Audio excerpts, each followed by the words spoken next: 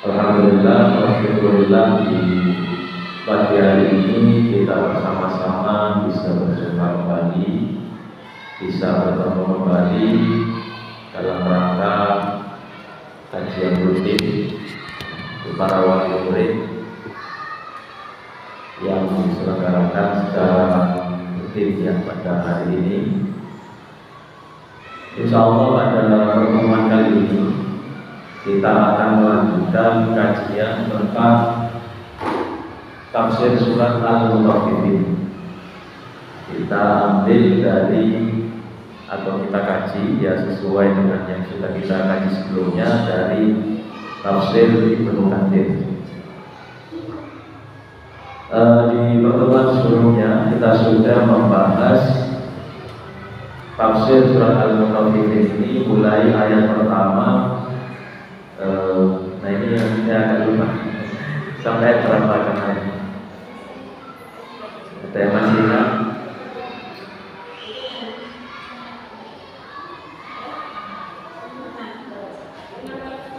Ayat 6 ya. Ayat 6 sudah? Ya baik, berarti hari ini kita lanjutkan ya bagian kedua dari tafsir surat Al-Mutaffifin ini, ayat ke-7 sampai ayat ke-17. Nanti kalau waktunya cukup kita selesaikan ya, kalau tidak ya kita lanjutkan di pertemuan berikutnya. Baik, ibu sekalian, kalau kita mulai pembahasan mengenai kajian kita baca bersama-sama ayat yang akan kita bahas ya, yang saya tampilkan di depan. Surat Al-Mutaffifin ayat ke-7 sampai ayat ke-17. A'udzu billahi minasy syaithanir rajim. Bismillahirrahmanirrahim. Kalla inna kitabal fujjari lafi sijjin. Wa ma adraka ma sijjin. Kitabun marqum.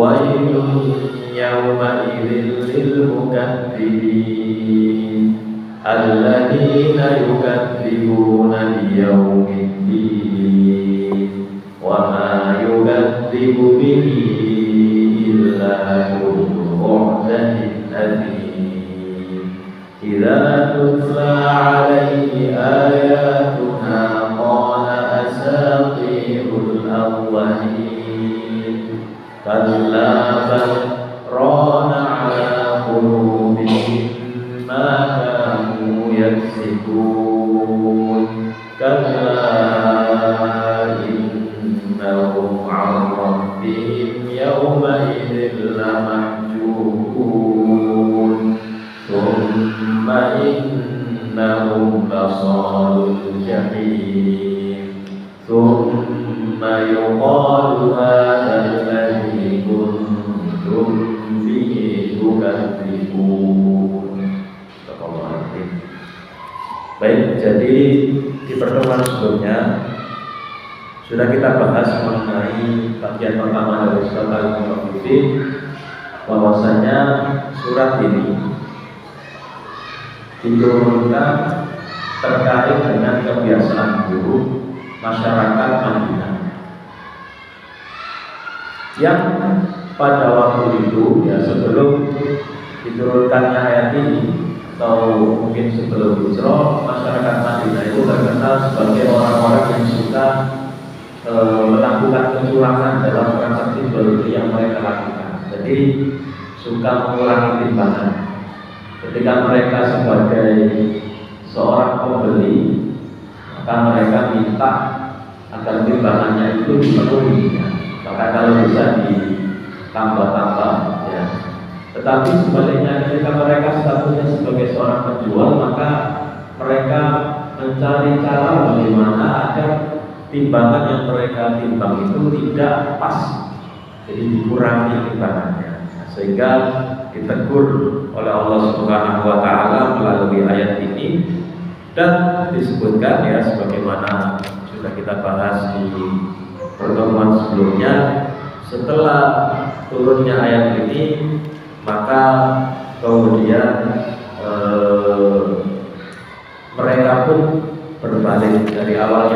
suka melakukan kecurangan, akhirnya mereka menjadi orang-orang yang paling jujur dalam melakukan riba. Nah, kemudian di bagian yang pertama juga disebutkan bahwasannya orang-orang tersebut, ya orang-orang yang melakukan kecurangan itu ditegur bahwa kelak mereka itu akan dibangkitkan di hari yang sangat agung, di hari kiamat, yang digambarkan di situ bahwa gambaran hari kiamat itu sangat mengerikan, sangat mencekam, ya.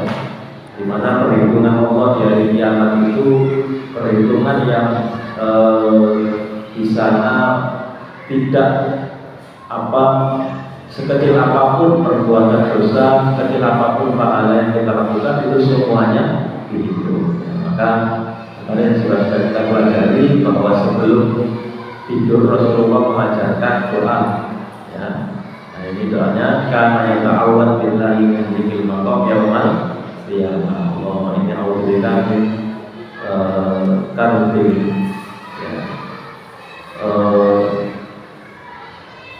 Allahumma inni a'udzubika min karbi yaumil qiyamah wa su'il hisab. Nah, ini doa yang dianjurkan untuk dibaca setiap kali kita tidur agar nanti di hari kiamat kita diberikan keselamatan oleh Allah Subhanahu wa taala. Baik, kita lanjutkan di pertemuan kali ini tafsir dari surat Al-Mutaffifin ayat ke-7 sampai ayat ke-17. Ayat ke-7 diawali dengan kalimat pernyataan mengenai orang-orang yang melakukan kecurangan atau mengenai orang-orang yang tidak mau berbuat baik, bahwasanya kelak orang-orang yang rusak, orang-orang yang berbuat jahat itu akan ditempatkan di sijjin. Kalla inna kitabal fujari lafi sijjin wa ma adraka ma sijjin kitabun marqum. Nah, ini betul-betul disebutkan di sini yaqulu haqqan inna kitabal fujari lafi sijjin ay inna masirahum wa ma'wahum lafi sijjin.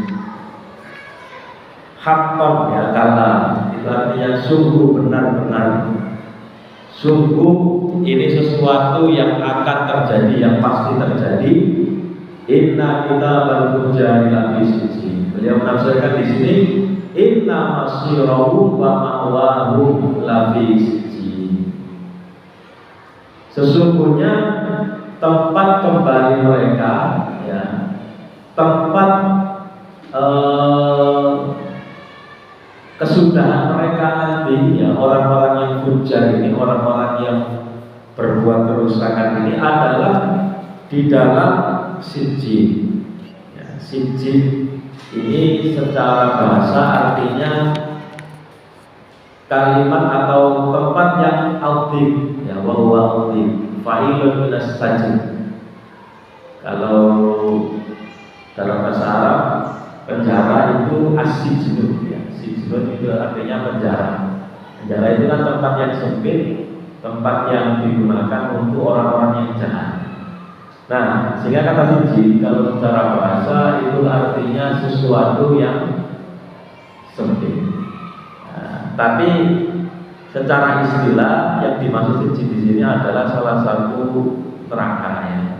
Salah satu neraka. Nah, di sini disebutkan faqala wa ma adraka ma sijjin ay huwa amrun 'azimun wa sujina wa sajnun muqimun wa 'adzabun alimun. Apakah kamu tahu apakah itu sijjin?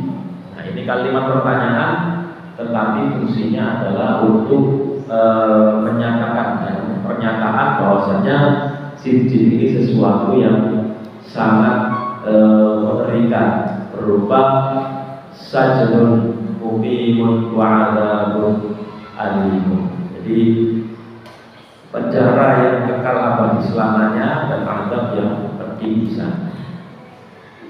Baik, di sini ada beberapa penafsiran tentang apa yang dimaksud dengan sijjin.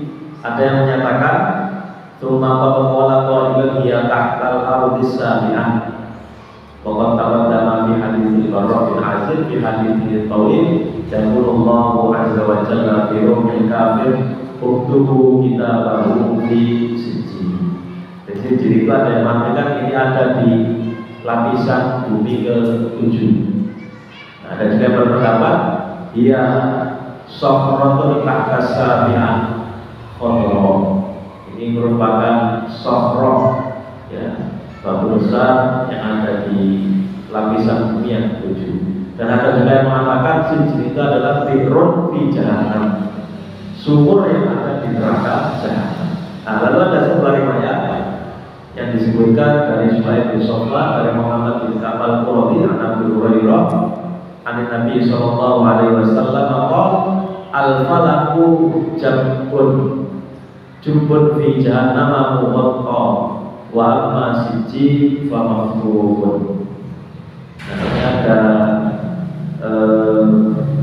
istilah yang disebutkan bahwa di neraka itu ada istilahnya al-falak. Al-falak itu istilah semacam sumur yang ada di neraka jahanam muwatta yang dia tertutup. Wa masjid ada pun sijjin famaftuhun. Ya, famaftuh itu merupakan sumur yang terbuka. Ya. Nah, intinya dari beberapa penafsiran tadi bisa kita simpulkan bahwa sijjin itu intinya adalah tempat yang disediakan bagi orang-orang yang ada atau orang-orang yang durhaka kepada Allah Subhanahu wa Ta'ala. Nah, kemudian dilanjutkan di sini disebutkan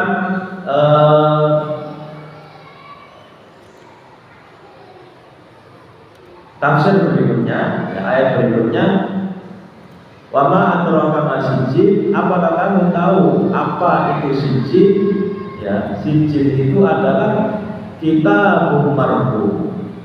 Wa qawluhu kitabun marqumun laisa tafsiran liqaulihi wa ma adraka ma sijjin wa inna huwa tafsirun lima kutiba lahu minal masiri ila sijjin. Ay marqumun maktubun mafruhun minhu la yuzadu fihi ahadun wa la yunqasu minhu ahadun qala Muhammad bin Ka'ab al-Quradi.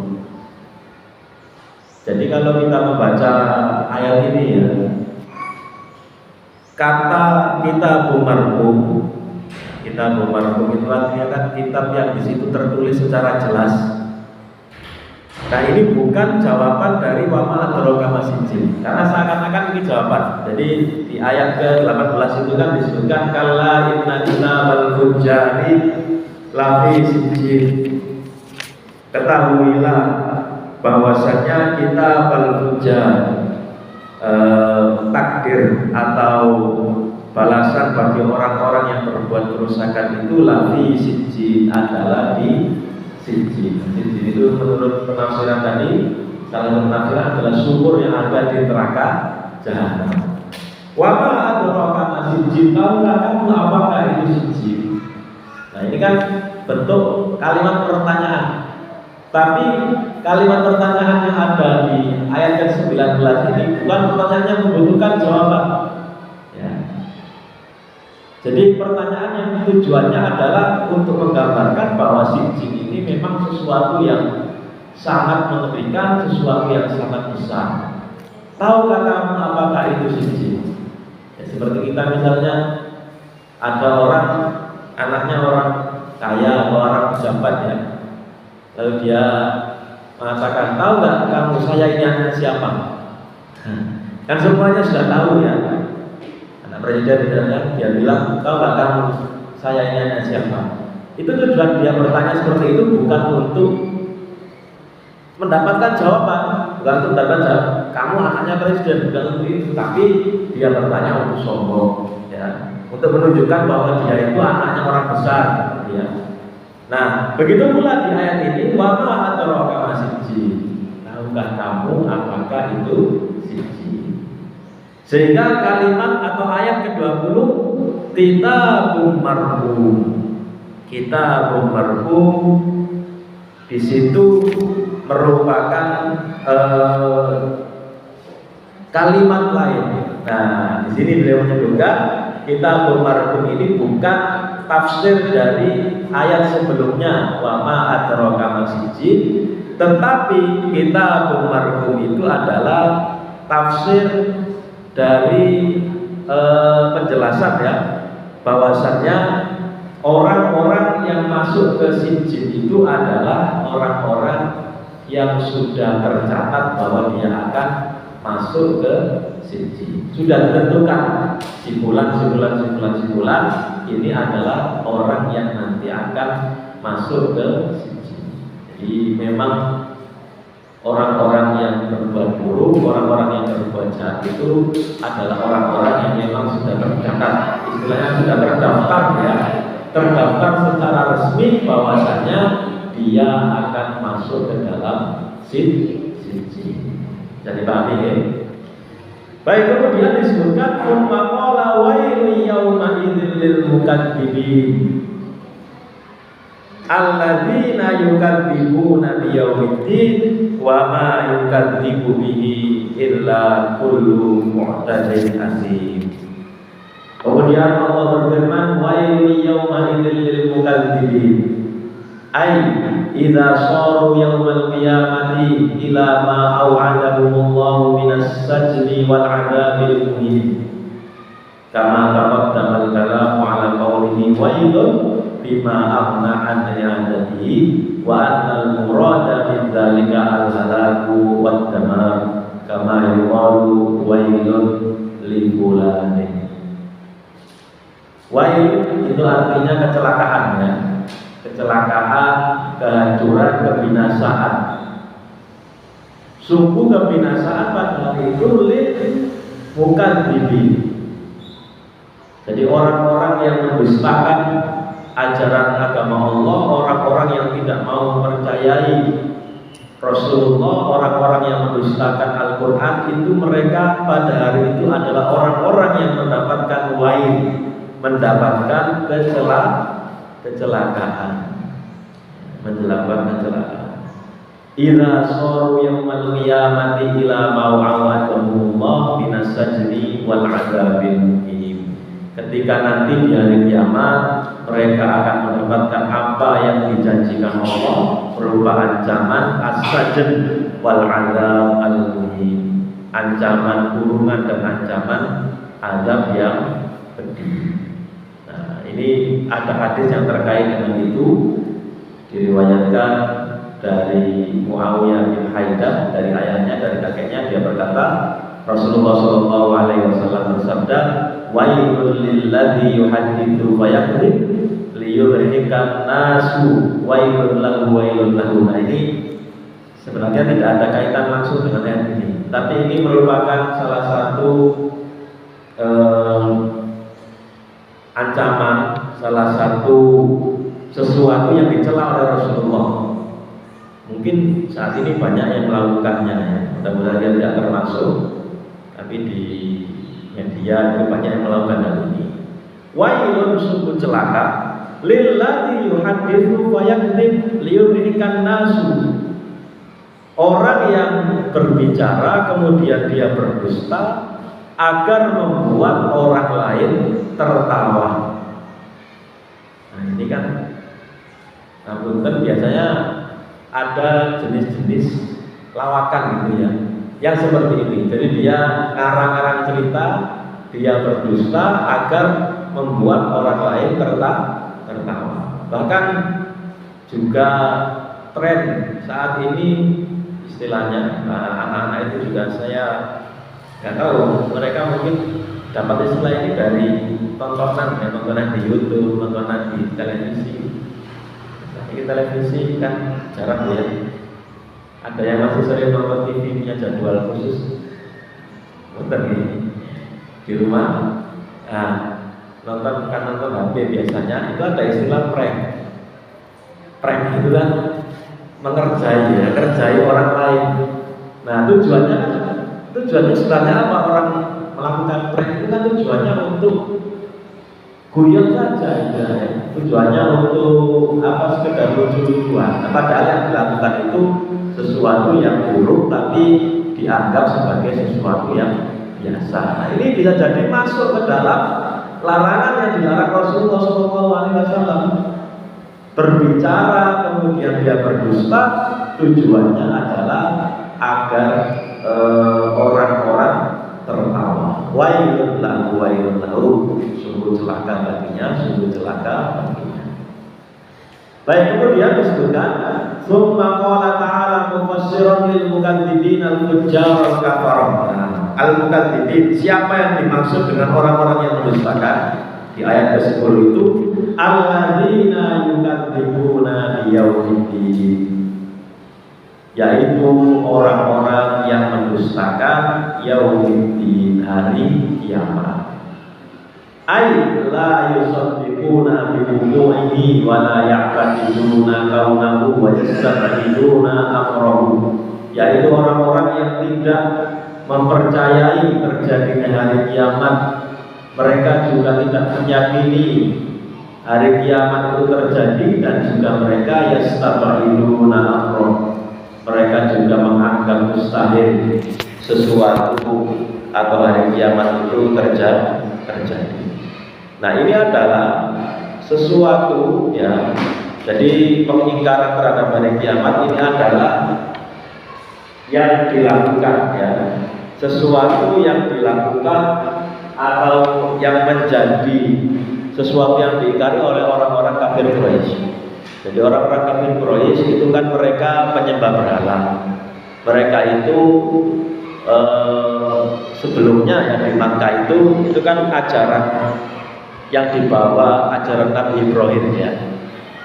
Jadi sebelum kedatangan Nabi Muhammad, jauh sebelum Nabi Muhammad diutus, itu kan ada Nabi Ibrahim membawa ajaran dan risalah yang sama, ajaran tauhid.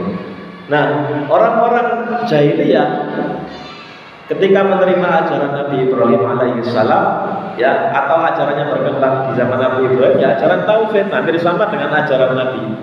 Tetapi seiring perkembangan zaman, akhirnya datang pengaruh dari luar. Salah satu yang menyebabkan masyarakat jahiliyah menyembah berhala itu karena ada salah seorang dari mereka yang bernama Amir bin Luhai itu berdagang ke wilayah Syam di Suriah. Mereka berdagang, tapi ketika berdagang dia melihat masyarakat Syam itu mereka membuat patung-patung. Kemudian patung-patung ini diperjualbelikan, bahkan disembah. Sehingga akhirnya dia tertarik membawa patung-patung ini ke Arab. Sehingga sejak itulah masyarakat menyembah berhala. Nah, di masyarakat jahiliyah itu mereka tidak mengenal ajaran hari kebangkitan. Berbeda dengan ahli kitab Yahudi dan Nasrani. Itu mereka tidak mengingkari karena memang sudah ada ajarannya di kitab mereka. Tapi orang-orang jahiliyah itu mengingkari adanya hari kebangkitan. Dan kelompok-kelompok seperti ini itu zaman sekarang masih ada. Banyak, ya, orang-orang ateis itu yang tidak percaya bahwasannya nanti setelah manusia meninggal itu mereka akan dibangkitkan lagi.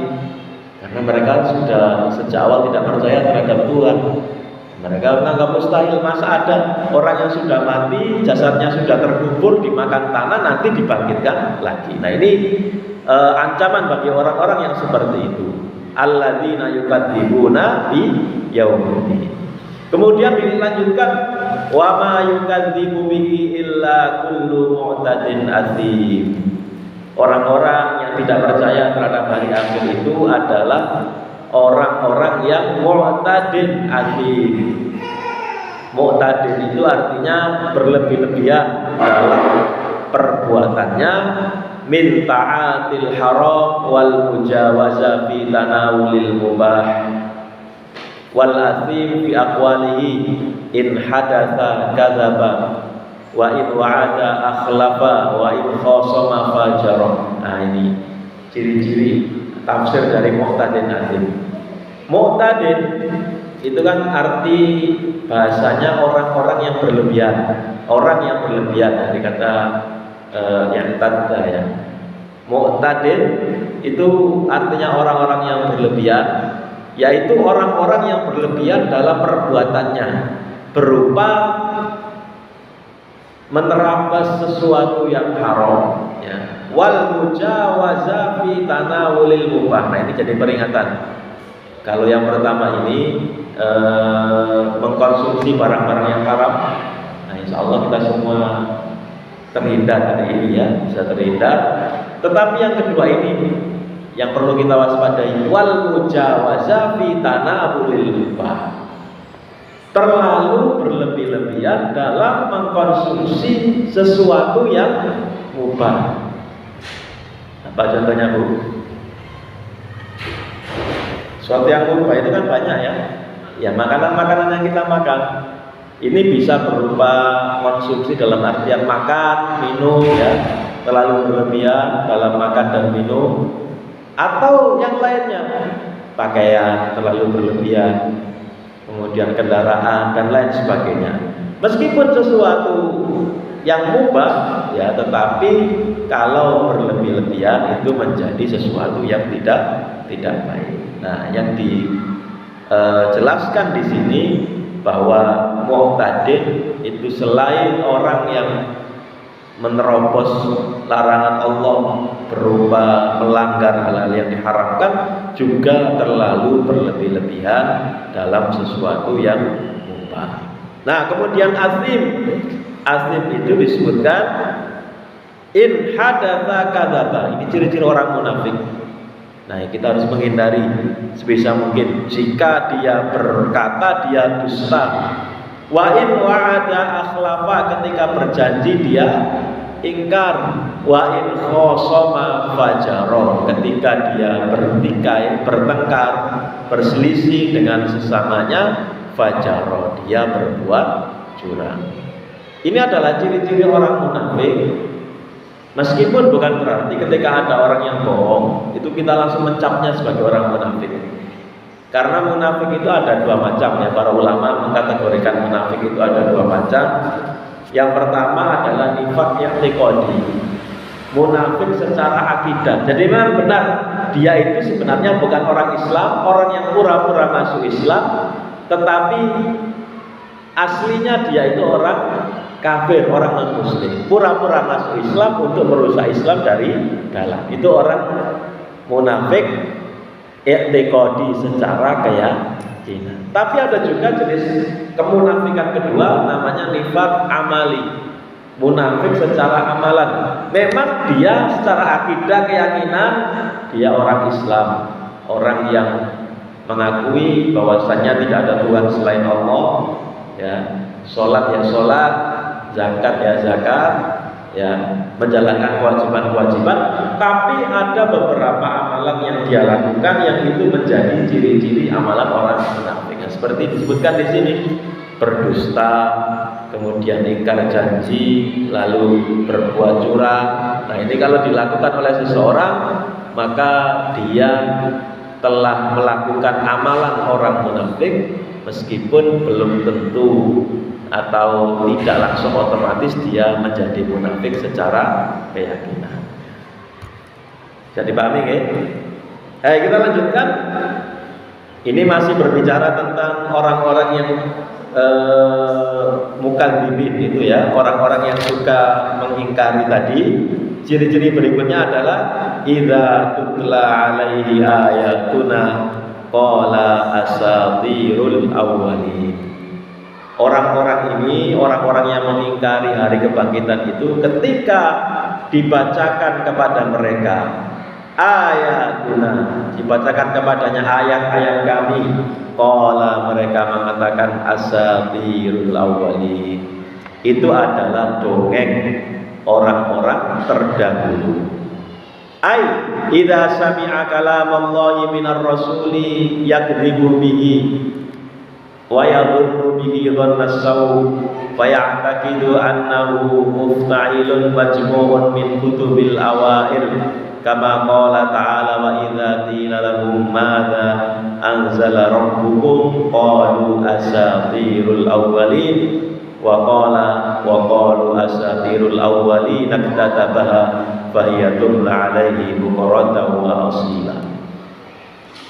Orang-orang itu idza sami'a, ketika mereka mendengar firman Allah dari Rasulullah sallallahu alaihi wasallam, yukadzibu bihi, mereka mendustakannya, wa yadhunnu bihi dhannasaw, mereka kemudian curiga dan meyakini bahwasanya yang disampaikan Rasulullah itu hanyalah karangan orang-orang terdahulu, hanya mitos, ya, hanya mengutip dari kisah-kisah terdahulu. Jadi ini juga merupakan penghinaan terhadap Al-Quran. Jadi ketika Rasulullah menyampaikan wahyu, mereka mengatakan itu paling karangan Muhammad sendiri, itu paling perkataan Nabi Muhammad sendiri, itu tidak mungkin firman Allah Subhanahu wa ta'ala. Dan di zaman sekarang juga masih banyak orang-orang yang meyakini hal itu. Bahkan parahnya itu ada beberapa kalangan yang mereka mengaku cendekiawan, ya, mengaku orang pintar, dia beragama Islam, tapi anehnya dia meragukan Al-Quran, gitu ya, dengan alasan itu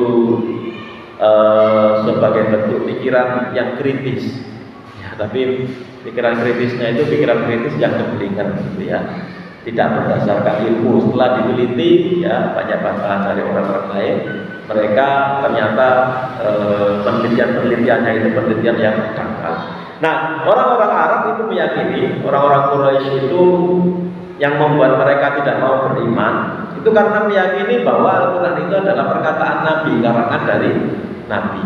Meskipun secara fakta mereka tidak mampu menandingi, tidak mampu membuat Al-Quran tandingan.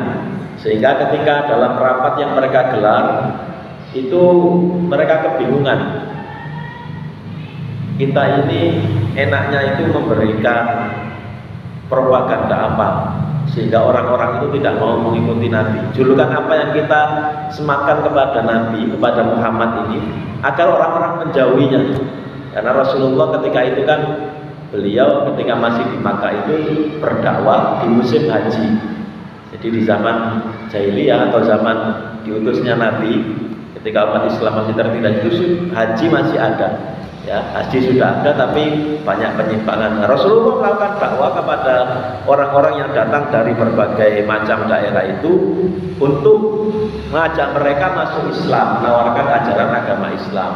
Kemudian orang-orang kafir itu membuat isu supaya orang-orang menjauhi Nabi ini. Enaknya kita katakan apa? Ada yang mengusulkan orang gila, ada yang mengusulkan penyair, ada yang mengusulkan dukun, dan ada yang mengusulkan tukang sihir. Tapi mereka mengingkari sendiri. Tapi kayaknya nggak seperti itu. Kalau dikatakan orang gila juga nggak ada orang gila yang ngomong seperti yang disampaikan Muhammad. Dikatakan syair juga, kita tahu orang Arab itu paling pandai dalam membuat syair di zaman itu. Syair-syair yang disampaikan oleh para penyair itu juga tidak ada yang bentuknya seperti yang disampaikan. Kalau kita katakan dukun juga tidak seperti itu. Bahkan penyihir pun tidak ada yang seperti itu. Tapi akhirnya mereka mencoba mengakal-akali sendiri, ya. Dan mereka sampai pada kesimpulan yang paling masuk akal itu adalah kita katakan dia seorang penyihir. Mengapa penyihir? Karena gara-gara Al-Quran yang dia sampaikan itu ada bapak yang berpisah dengan anaknya. Karena anaknya masuk Islam, bapaknya tidak mau, masih kafir, sehingga bapaknya ngusir anaknya. Ada saudara yang putus hubungan dengan saudaranya, karena saudaranya masuk Islam, sudah tidak diakui sebagai saudara. Ada suami yang berpisah dengan istrinya, gara-gara istrinya masuk Islam, suaminya tidak mau, akhirnya diceraikan. Nah, itu kan mirip perilaku penyihir, gitu kata mereka, seperti itu.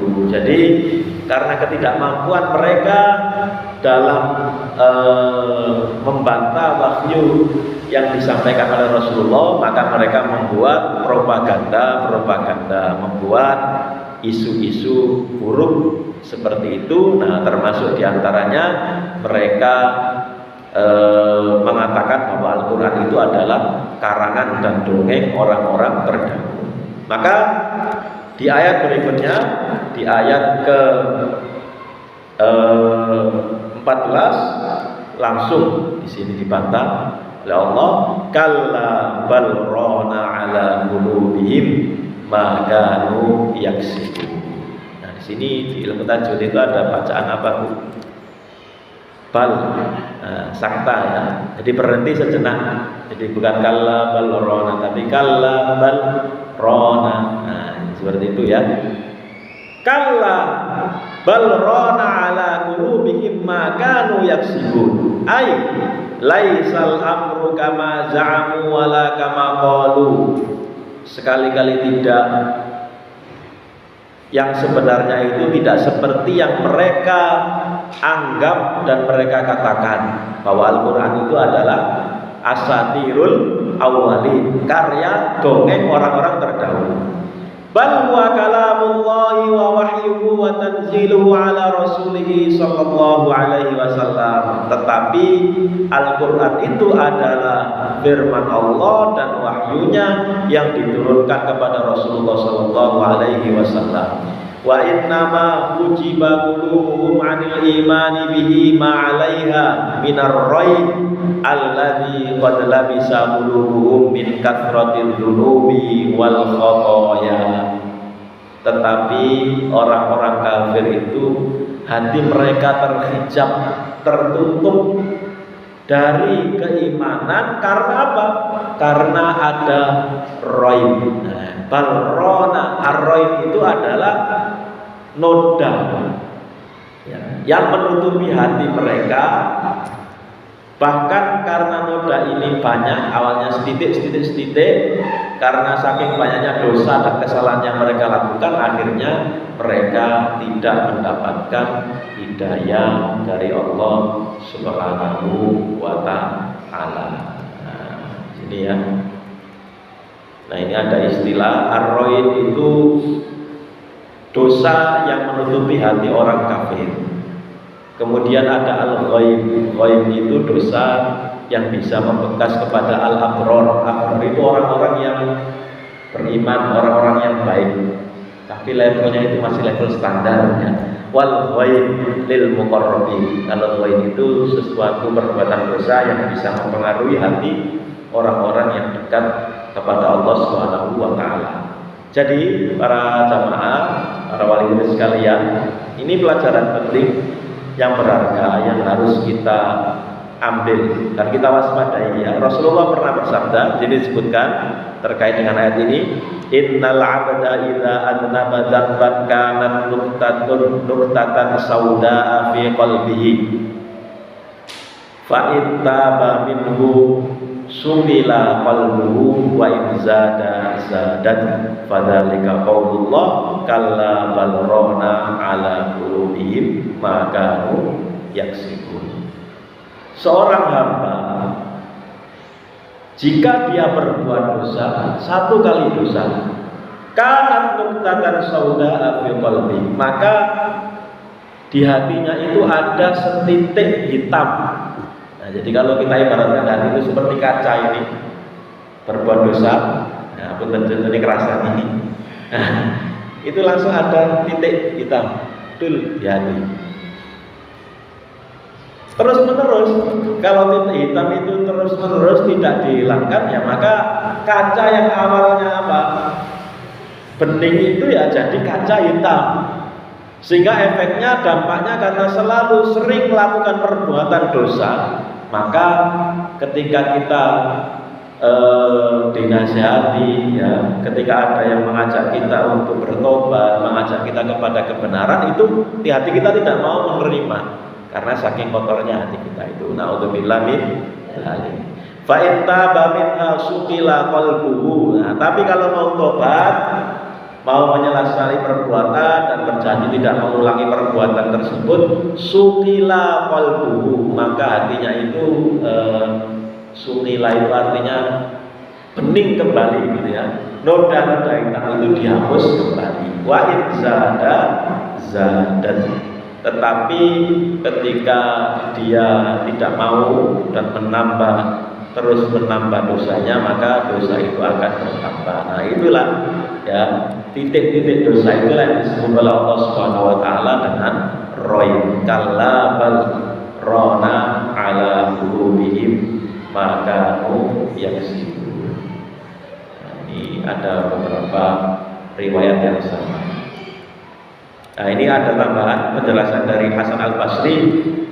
Yang dimaksud dengan roin itu adalah huwa dzambu 'ala dzambi hatta ya'mal qalb fayamut. Dosa itu adalah sesuatu yang ketika dilakukan menempel di hati terus menerus, itu membuat hati kita menjadi buta, tidak bisa melihat kebenaran, fayamut, bahkan bisa mematikan hati. Alhamdulillah, alhamdulillah. Semoga kita semua dihindarkan dari hal ini. Baik, kita lanjutkan. Wa qauluhu, ayat berikutnya. Nah ini balasan bagi orang-orang yang tadi yang tidak mau beriman, yang menganggap Al-Quran itu sebagai dongeng semata, sehingga dosa-dosa yang mereka lakukan itu menutupi hati mereka. Balasan yang mereka dapatkan di akhirat lebih pedih lagi. Kalla innahum ar-rabbihim yawma idzil lamahjubun. Ya, sungguh tidaklah demikian. Innahu, sesungguhnya mereka ar-rabbihim yawma idzil lamahjubun. Nah, ini bentuk takdim wa takhir ya. Di dalam bahasa Arab itu ada mendahulukan dan mengakhirkan kata. Innahu ar-rabbihim yauma idzil lamahjubun, itu aslinya innahum lamahjubuna an rabbihim, tapi didahulukan sebagai bentuk perhatian. Sesungguhnya mereka itu akan terhijab dari Tuhannya. Apa maksudnya terhijab? Hijab ini apa? Ya, jilbab ya. Kita nyebutnya jilbab, penghalang. Mereka itu terhalang dari Tuhannya. Maksudnya lahum yaumal qiyamati manzilun wa nazala sijjin thumma hum yaumal qiyamati ma'a dzalika mahjubuna an ru'yati rabbihim wa khalidihim. Pada hari itu mereka akan diturunkan ke dalam sijjin. Sijjin itu apa tadi? Sumur ya, yang ada di neraka jahanam. Kemudian pada hari kiamat mereka juga terhalang dari melihat Tuhannya dan melihat penciptanya. Qala al-Imam Abu Abdullah Asy-Syafi'i, Imam Abu Abdullah Asy-Syafi'i berkata, hadhil ayatu dalilun ala annal mu'minina yarawna 'azza wa jalla yauma idzin. Wa hadha alladhi qalahu Imam Asy-Syafi'i rahimahullah fi ghayatil husn wa huwa istidlalun bi mafhumi hadhil ayah kama dalla alaihi mantu qawlihi wujuhu yawma idzin nadhirah ila rabbiha nadhirah. Jadi salah satu kenikmatan yang paling besar yang didapatkan oleh seorang mukmin di surga adalah bisa melihat Allah Subhanahu wa taala. Dan ini sesuatu yang gaib yang kita tidak usah bertanya-tanya bagaimana nanti caranya gitu ya. Tapi ini kenikmatan yang luar biasa yang akan didapatkan oleh orang-orang yang beriman. Nah, Imam Syafi'i mengatakan ayat ini menjadi dalil kalau orang-orang kafir itu tidak mampu melihat Allah Subhanahu wa taala, maka sebaliknya orang-orang yang beriman akan diberikan nikmat berupa melihat Allah Subhanahu wa taala. Sebagaimana disebutkan di surat Al-Qiyamah, wujuhun yawma idzin nadhirah. Nah, pertama ya, pakai dhad. Pada hari itu wajah-wajah mereka nadhirah.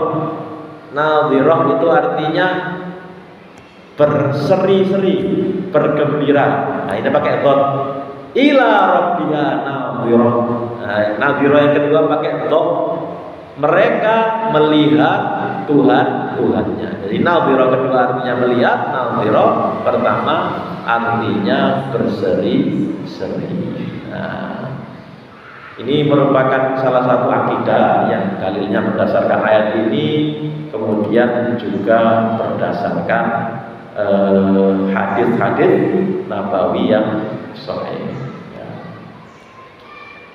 Baik, ada hadis lain di sini disebutkan yuksaful hijab fayanzuru ilayil mu'minuna wal kafirun summa yahjubu anhul kafirun wa yanzuru ilayil mu'minun kullu yawmin ghuduwa wa 'ashiyya ay kilahuma hadza ma'na. Jadi disebutkan bahwa hijab Allah akan disingkap di hari kiamat, orang-orang mukmin dan kafir melihat, kemudian orang-orang kafir dihijab. Nah, ini merupakan salah satu bentuk siksaan. Lalu di dua ayat terakhir, ayat ke berapa? Ya, ayat ke 16 dan 17. Tsumma innahu lasalul jahim. Ini siksaan yang disiksakan kepada orang-orang yang mendustakan ayat-ayat Allah tadi. Citaan berikutnya adalah tsumma innahum lasalul jahim. Kemudian mereka akan salul jahim, melewati neraka jahim. Ai tsumma hum ma'ahadal hirmani an ru'yatir rahmani min ahlin niran. Selain mereka itu tadi siksaannya adalah mereka dimasukkan ke sijjin, ya. Kemudian mereka tidak atau terhalang dari melihat Allah Subhanahu wa taala, mereka juga akan dimasukkan ke neraka jahim. Siksaannya berlapis-lapis. Summa yuqalu hadzal ladzi kuntum bihi tukadzibun. Ai yuqalu lahum dzalika ala wajhi takrir wa tawbih wa tasghir wa tahqir. Setelah dimasukkan ke dalam neraka jahim, dikatakan kepada mereka hadzal ladzi kuntum bihi tukadzibun. Inilah yang dahulu kalian dustakan. Jadi langsung dibuktikan. Mereka tidak percaya adanya hari kiamat, mereka tidak percaya adanya surga, mereka tidak percaya adanya neraka. Dibuktikan secara langsung kepada mereka. Ini lihat sendiri. Dulu kamu mendustakan adanya neraka, sekarang kamu sendiri rasakan kamu masuk ke dalam neraka. Na'udzubillah tsumma na'udzubillah min dzalik. Jadi dikatakan ala wajhi takrir wa tawbih. Dikatakan itu dengan redaksi takrir wa tawbih, celaan, ya, wa tasghir wa tahqir, dan juga meremehkan mereka, ya, menghinakan mereka karena perbuatan yang mereka lakukan sendiri. Mudah-mudahan kita semua yang ada di sini dijadikan oleh Allah Subhanahu wa taala sebagai hamba Allah yang senantiasa konsisten, yang senantiasa mengikuti syariat Allah Subhanahu wa taala, sehingga kita ditakdirkan sebagai orang-orang yang tidak meninggal kecuali dalam keadaan beriman kepada Allah Subhanahu wa taala. Demikian apa yang bisa saya sampaikan di kesempatan kali ini. Sebelum saya akhiri, barangkali ada yang mau didiskusikan, silakan. Cukup? Kami baik. Kita cukupkan pertemuan kita di pagi hari ini dengan baca doa kafaratul majlis. Subhanallah wa bihamdika asyhadu an la ilaha illa anta astaghfiruka wa atubu ilaik. Rabbana la tuzigh qulubana ba'da idh hadaytana wa hab lana min ladunka rahmah innaka antal wahhab. Rabbana atina fid dunya hasanah wa fil akhirati hasanah wa qina adzabannar. Sallallahu alaihi wa sallam. Wassalamu alaikum warahmatullahi wabarakatuh.